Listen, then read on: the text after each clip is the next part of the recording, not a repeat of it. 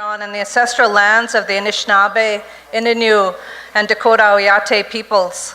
And the land on which we now work and live and play here in the city of Winnipeg is land which the First Nations in this area agreed to share through Treaty Number 1 that was entered in 1871 here at the Lower Fort Garry.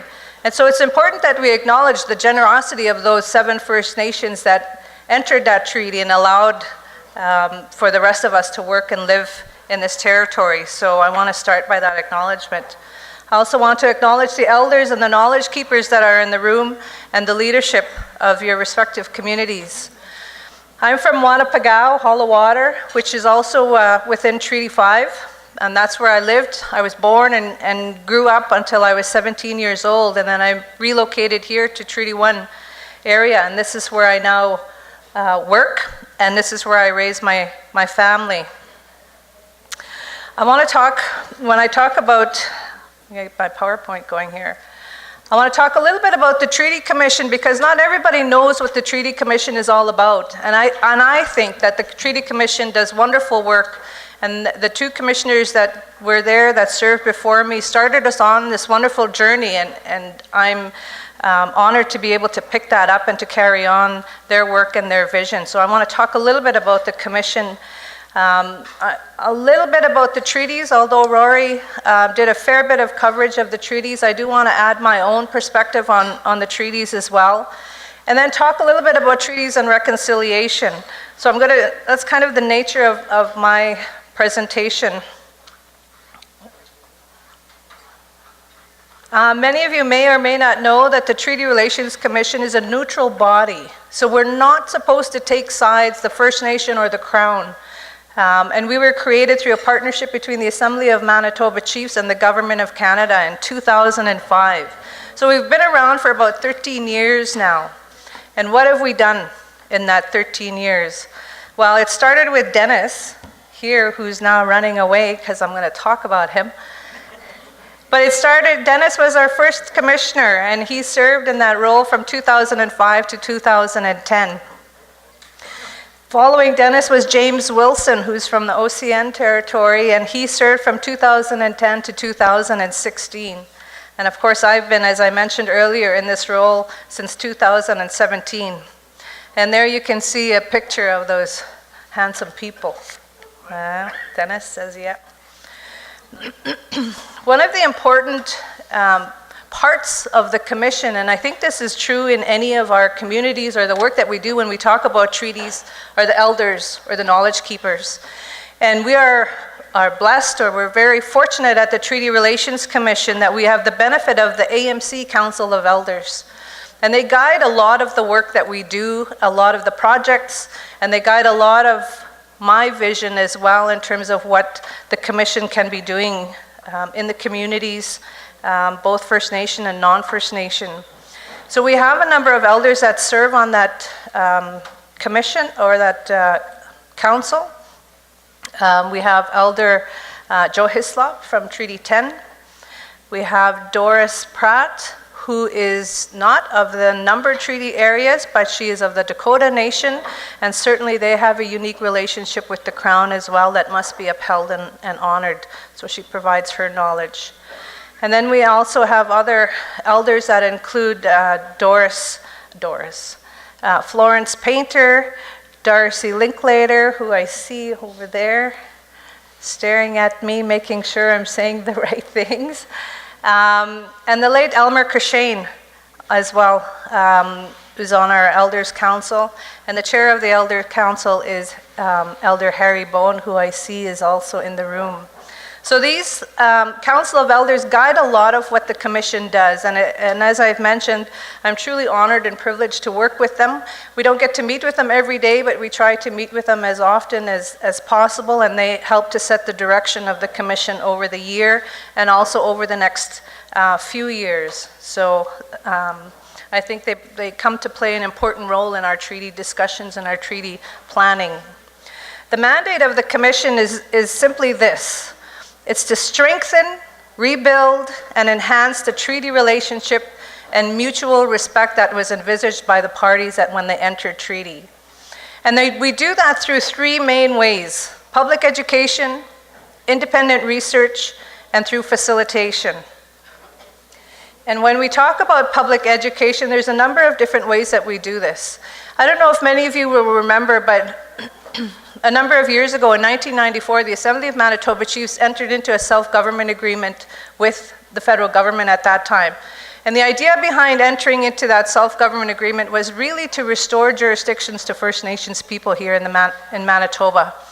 And the offshoot of that would have been to dismantle the Department of Indian and Northern Affairs. The big kicker in all of that was that it was to be done in accordance with treaties and the treaty principles. And we found as we went through that, because I had the opportunity to work on that agreement for the Assembly of Manitoba Chiefs, as we went through that, we found that the understanding of the treaties and the treaty relationship between the Crown and First Nations people didn't meet. Hey, they didn't meet, and so when you have a vision or an understanding that doesn't meet, it's difficult to enter into an agreement that truly would restore and recognize First Nation jurisdiction, First Nation governments. And so in my mind, in my view, the vision of the chiefs at that time was there was definitely then a need for the commission. Someone had to help to teach the understanding and the importance of treaties and how important treaties are when you're talking about First Nation governance. And so that's a big part of what the commission does. And we go to the schools through what we call our Treaty Education Initiative. And really it's to teach teachers how to teach treaties in the classroom. Bit of a tongue twister there. But it's focused on kindergarten to grade 12. Because as we know, the history of our people, First Nation people, through residential schools, through the 60s group, through a lot of those things, a lot of that treaty knowledge has been broken as well, right? To be able to pass that on. And so the common sense place to start is in the schools, to start working with the children from kindergarten to grade 12. And oftentimes we hear, well, how can you teach treaties to kindergarten people, kindergarten students, right? They're 5 years old. What can you teach a 5-year-old about treaties? Well, what are the important things about treaties, right? The handshake. We look at that. And for those of us that have looked at the medal, and there's one I think right in front of me here, the handshake forms a big part of it. Well, what does the handshake represent? Right? Oftentimes it represents trust, friendship, peace, right? Those are important, those are basic values of treaty. And if you can understand and teach that to the young people, they will remember that, and that forms the foundation of their relationship then, not only for us as Indigenous people, but that relationship with the non-First Nation people. Those basic treaty principles, values form how we then work, and we build on that each year until they graduate from grade 12. Now the thing with the kindergarten to grade 12 and our treaty education initiative is we have to be invited to come to your communities, and I think I've said this to a number of the leadership before, and we are starting to get invited. We are starting to get invited to the communities so that they help to understand, and it's really just to help and support the teachers that want to teach about treaties, and sometimes, you know what, we have to learn ourselves what the treaties are all about. I think at the session last year, there was a presentation by some of the youth who said they didn't know what the treaties were all about. Well, we have to fix that, right? We have to work at fixing that so that everybody, by the time they graduate from grade 12, understand what the treaties are. And it's not just First Nations people, right? Because who is the second of the third party in that treaty, right? It's the non-First Nation people. They too have to understand what the treaties are all about and what their obligations are all about. So through the Treaty Education Initiative, we work to do that. We have amazing tools and materials that we didn't do just on our own. We worked with the Resource Centre, we worked with the Assembly of Manitoba Chiefs, we worked with the province of Manitoba, because under the Canadian Constitution, they have jurisdiction over education. And we worked with the federal government. We also worked with the Teachers Society in Manitoba. So a lot of people were part of this, but we deliver it through the Treaty Commission. And we utilize elders. Both Darcy and Harry come with us And as we go to different communities, and they give the spirit and intent of treaty lesson, right? And that's what we have to do. We have to take that to the communities. We also have a speakers bureau with people with different expertise with respect to treaties, right? People that have that historical knowledge, some of that archival knowledge that Rory presented as well. We have people that have that. We have elders that go out and speak to different schools. Our elders there are so busy because people want to understand what the spirit and intent of treaty is. We have lawyers that are available to go out as well to give that perspective. So there's a lot of people that are there. We also have a learning center where people can come to us and sit and learn and talk about if there's different topics you want to understand and learn about, let us know and we'll help to set up something in our learning center. It's free. All of this I'm talking about is free. There's no charge. So I expect after this to get lots of phone calls, right, to come out. We have a radio show, NCI, eh? Who listens to NCI? Come on, everybody. If you don't, you should. Especially listen to the radio show called Let's Talk Treaty. And that's a show that the Commission operates to. It's done on every second Wednesday and rebroadcast Sunday at 11:30. So it's only 15 minutes. 15 minutes of your day to listen to it, or to share, or to download, right? It's easy, and there's different topics there that you may want to learn about or talk about. And then there's myself who can come out and talk and meet with you as well. We also do research. And there was, oftentimes, we've been conditioned to think when we talk about research, it's archival research. What does the archive say about our history and our relationship? And so what that does is it kind of makes us believe that our own research, through our oral history, through our traditional knowledge keepers, are not as valuable. But they are. When we talk about our research and research as it relates to treaties, a big part of that is what our communities, what our elders, what our knowledge keepers have to say about it. So the Commission understood that. And again, this is before my time. And they went out to the different communities, and they went to 62 of the 64 First Nations in the province of Manitoba and met with different elders. They had focus groups, they had one-on-one discussions, and they developed 4 volumes of books with the elders in Manitoba. So it's a good, and that's made in Manitoba, that's here, our history, right, in different areas. So I encourage you to take a look at those books, and those are available at McNally for those that want to read them. They are part of our treaty education kit of materials that we have developed. So if you bring us to your schools, they'll bring them to you for free, right? Part of it. So different ways. And facilitation. Because we're a neutral body, we have different opportunities to act as well as a facilitator to maybe bring the parties together to talk about different topics. And this reminds me, when I did one of the talks, treaty talk on, Let's Talk Treaty on NCI, we did one with the Island Lake communities, and Elder Mason was on there. And he said, Commissioner, he says, after I'm finished telling you and sharing my history of the Island Lake and their treaty history, he said, can I ask you some questions? And I said, sure, I'll try my best to answer them, but, go ahead, right? It's only fair. I'm asking you questions, you can ask me questions. So when it was his turn to ask me a question, he said, what kind of a commissioner are you? And I said, well, I don't know. I think I'm a good one. He says, because in our territory, when we had treaty in our territory, the commissioner told us they came, and he said he was going to come back, and he never did. Right? And there was a gentleman earlier who reshared that story with me. He said, so I want you to come to our territory, to our communities, and help us to hear what our outstanding grievances are with the Crown. And I said, well, I don't know if the other commissioners have done that, but I can come, and I don't know what kind of authority I have to do that, but I'm prepared to work with you, and we can find that out together. So for me, that's facilitation.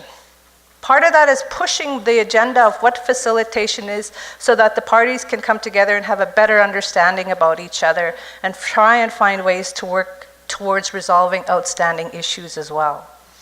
So that's kind of what I'm thinking of for facilitation.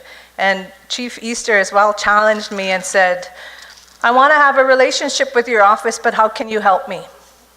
Right? And so we have to explore that part of the commission as well, to how the commission can work with you, whether it's Treaty 5 large or in each of your First Nation communities, to find out how we can push and try and resolve some of these issues and what our role can be in trying to get the parties together to talk about that. So I'm looking forward to figuring out what kind of commissioner I can be. We have other resources that are available, a library, website, and we have social media where we try to post a lot of things about treaties as well. So this is the TEI goal. And as I said, it's not just for First Nations people, it's for non-First Nations people. And the idea is to bring a comprehensive integrated treaty education to all Manitoba students from kindergarten to grade 12.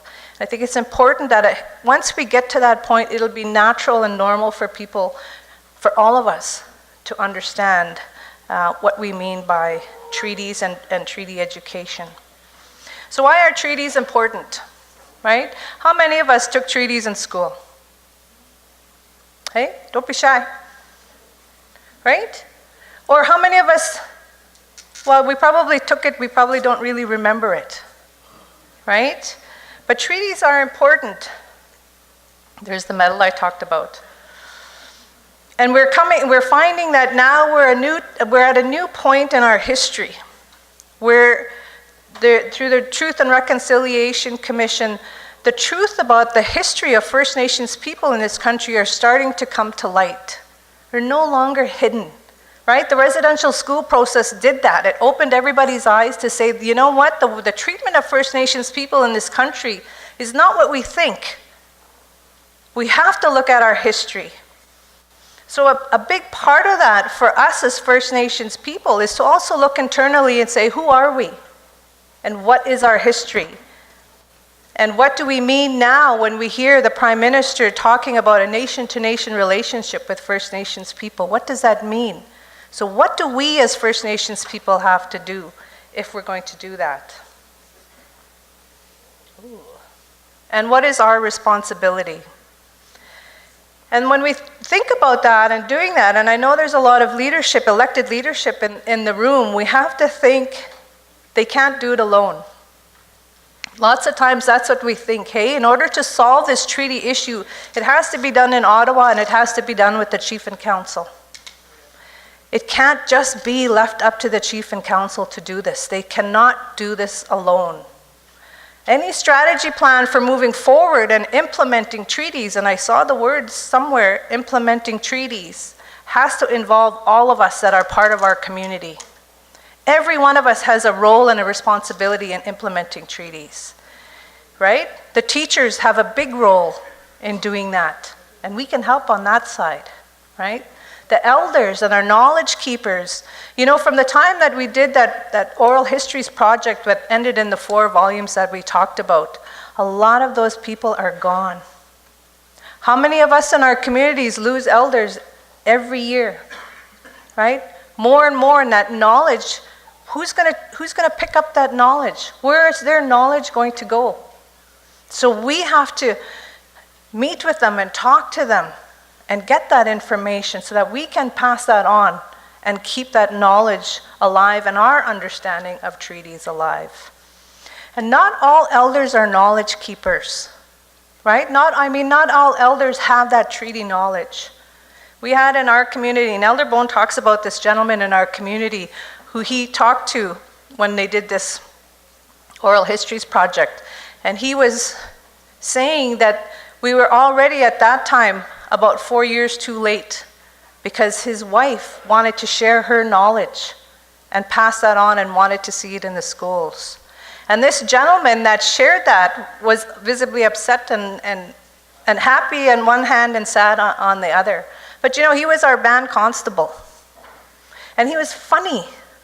He was a funny guy, and we laughed at him, and we never would have thought he had treaty knowledge in the community. But he had it, and he was willing to share it. So we have to open up our minds and think of who these people are that have this knowledge, right? Because they are still there. What is the role of our parents in the community? They too have to get that treaty knowledge and understand. The kids are going to come home and have this knowledge from school, so parents have to as well support that and learn about that.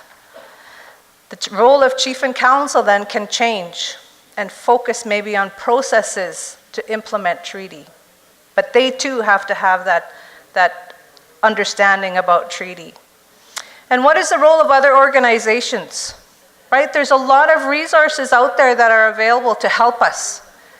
We have the AMC, political organizations, right? AMC, MKO, SCO, that work with our leadership.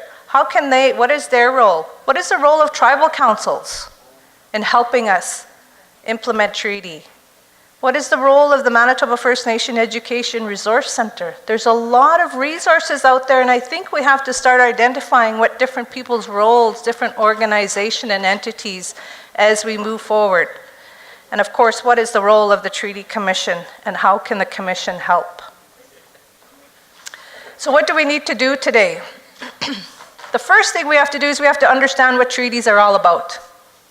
We have to understand what that is, and we have to take the time to understand what that is. And you know what, today there's really nothing that's stopping us. Right? I can only speak a little bit, and that's it, you just heard it.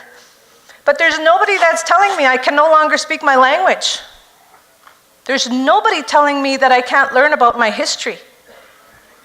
We don't have those constraints anymore, right? We have to do it. It's on me to learn my language.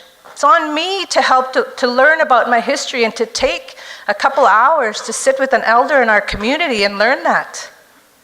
All you need is some tobacco, hey? So we have to start thinking about how can we understand the history? And as I said, the Commission can come and help you do that, and that's free, right? So we have to start looking around and see what's about us, what's all around us. And at the Commission, we also work with non-First Nation schools because they have a responsibility. They have to understand as well. And let me tell you, they are jumping at it. We are booked a year, almost 2 years, because they want us to come to their communities, to their schools. And at the Commission, we've made a plan that we are purposely going to save space and time to go to First Nation communities. So all we need is for you to ask us to come, and we can work on that. Now this beautiful picture you see here, is it up there? Yeah. That's me. And when I asked the question about who took treaties in the classroom, who remembers, right? I'm the really, really cute one. Just kidding. People get it wrong all the time. This picture, why I put this picture up there, because I had just finished grade 4, and I was going to grade 5. And when I was going to grade 5, this is what I remember being taught about treaties in the classroom. The teacher came in one day and she said, today we're going to learn about treaties. And I always thought treaties was just a First Nation thing. Okay? I thought it was just for us. And I thought, wow, we're going to learn about treaties. I'm so excited. What is she going to teach us? Well, what I remember, and some of you may have the same understanding about treaties, she said, essentially, the treaties were entered into with the Indians, because that's what everybody called us then, right? The treaties were entered into with the Indians. The Indians gave up their land so the white people could come and settle and build the railway and all of this stuff. And the Indians were put on reserve. And I said, even then, what? They put us on a reserve? And I went to school at Wanapagao, and the school is on the reserve, okay? And I thought, wow, well, we're still on reserve. That must be true. There's white people all over the place. That must be true. We're still on a reserve. That must be true. But who negotiated these things to give up all that land and we would be stuck, we would be put here? Someone put us here. That's what I was taught. That's what I thought. And I said, "Excuse me, teacher, are you sure that's what that says?" Right? And so she holds up her book, her curriculum, and says, "It says it right here, so it must be true." Right? So that's what I believed. And I said, wow, we were put here. Who negotiated these things for us? They must have a great negotiator, must be smarter than us to negotiate this. Or if they put us here, they must be stronger than us. Right? So they're smarter than us, they're stronger than us, they must be better than us. That's what I thought. So I must be less than they are. I must not be as good as they are. That's how I felt. And I tell you, every time, anything in school that I was, after school, I went to grade 12, I went on to university, and I eventually became a lawyer. Everything I took from that day forward, there was nothing that said I was wrong. Nothing in the school system that I was taught said, "Lorretta, you're wrong." It all kind of confirmed that because it's from a different perspective. And we start to believe that. And I felt so bad and ashamed for a long time. And my grandfather was the chief of our community for 44 years. And I went to him and I said, "Grandpa, this is what they said. Were you involved in this treaty negotiations, hey?" And he said, "No, but that's not the truth. That's only their perspective. You have to learn our perspective." And you're not going to get that in the schools, not at that time. But we can get it in the schools now. We can teach that to the young people who are looking for their identity, for looking to who they are and what the treaties mean for them. And it's not just treaty right to education, right? It's more than that. And so this little girl that you see there from that point on, look, she looks so happy, hey? Changed how she thought about herself and her people and her history and her identity. And that comes from what we think and what we're taught about the treaties. So it's important that we change that so that the young people now have a different view of what the treaties are. And we all know that there's 11 numbered treaties made between 1871 and 1921, and we all belong, well, all of us here belong to Treaty 5, but there's different ones, right? And we have to understand the history, and part of that was taught this morning by Rory. But when we think about the treaties, as I said, it's not just those historical documents.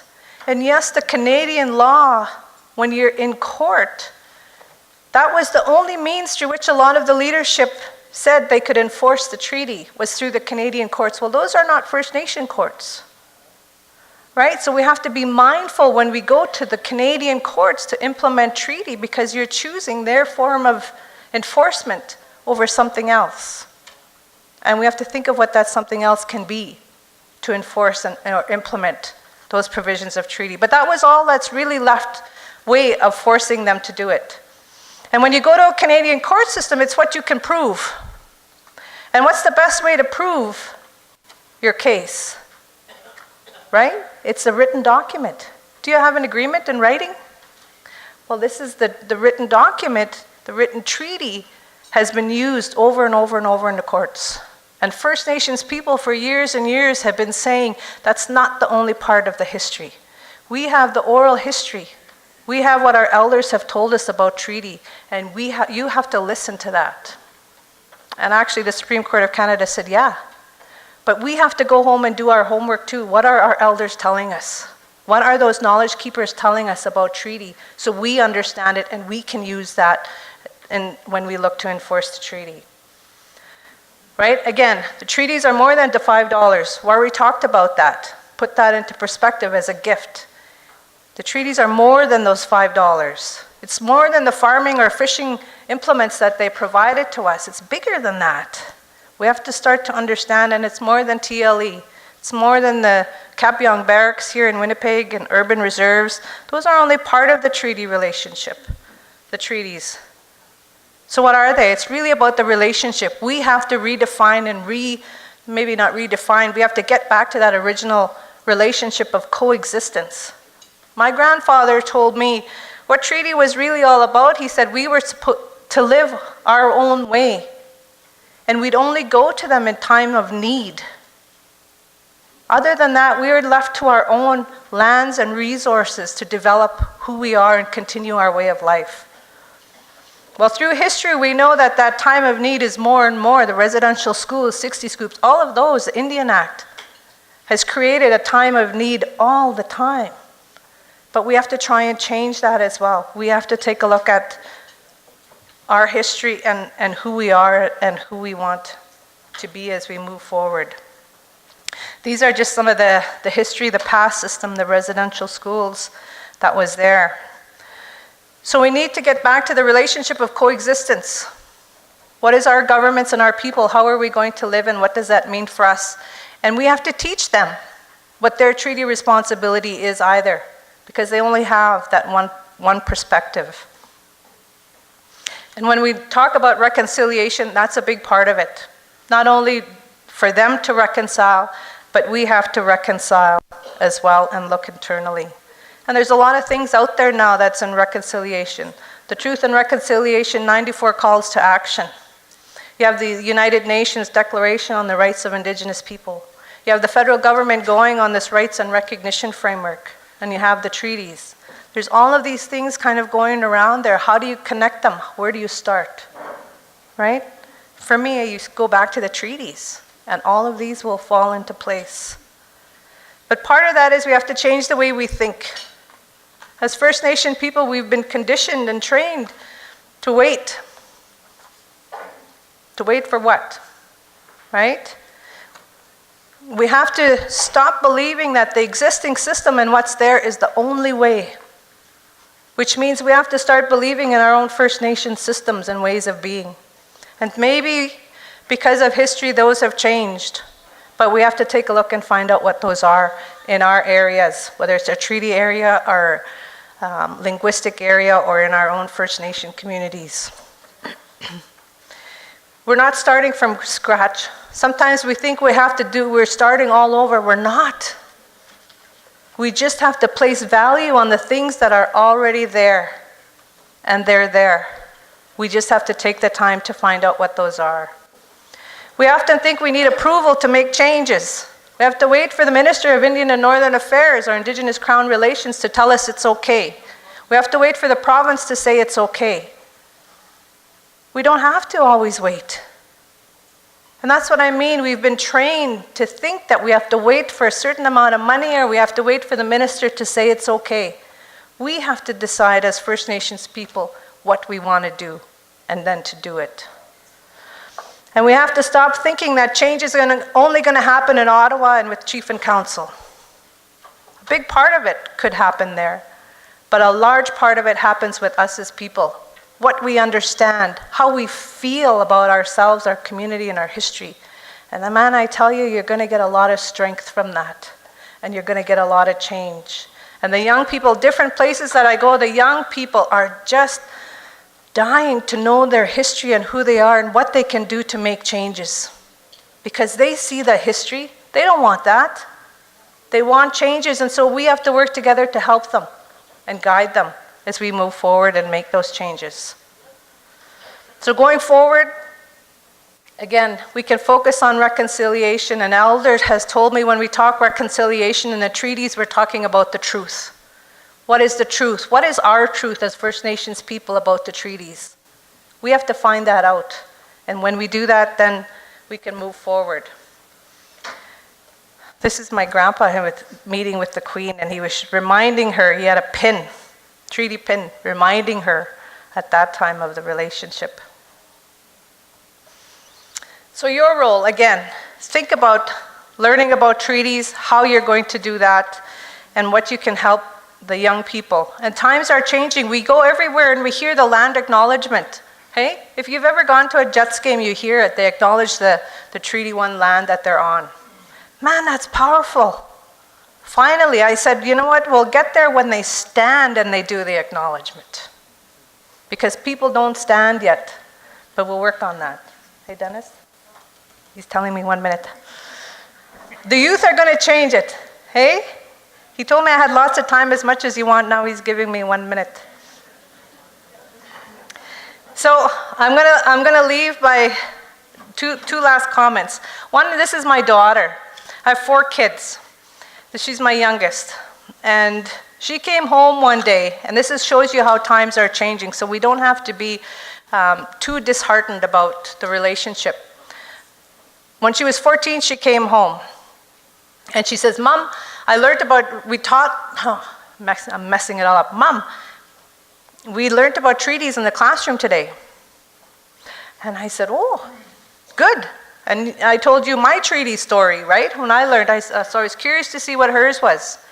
And as I said, we live in Winnipeg. She goes to Kildonan and East Collegiate here. And she said, the teacher started off the class by saying, whose land are we on? So this is a room of 14 and 15-year-old kids.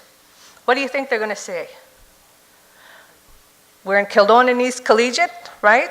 The KE owns it, or we're in the River East School Division. It's River East School Division. That's what they're saying. And the teacher challenged them, and he said, no, think about it. Take the time to think about the land that we're on. So they're looking around. Nobody's really knows what to say. And this one little guy or young guy at the back of the class puts up his hand, and the teacher says, whose land are we on? Johnny. I'll call him Johnny. And Johnny says, little Johnny, rotten Johnny, whatever you want to call him, says, we're on Jada's land. And he puts his hand up like this, eh? He wasn't First Nation. He says, we're on Jada's land. Jada's my daughter, hey, this one here. So everybody turned, again, 14, 15-year-olds, hey, and they said, wow, your parents must be rich, hey? And she's all shy. They must have lots of money. What does your mom do? Right? And she said, no. And then he said, no, think about it. He still went, what do you mean, Johnny, by this? And they start talking. And he said, well, the Anishinaabe people were here. Well, who are the Anishinaabe people? Well, they're Ojibwe, and then they got into it. And that was her treaty story. They talked about the significance and the importance of First Nation people. And if it wasn't for First Nation people, we wouldn't be here. But they shared the land. That was her treaty story. And so I said to her, how did you feel, my girl? And she said, Mom, I felt so proud. I felt proud of who I was and who I am and who my people are. Right? Look at the difference in her story and mine.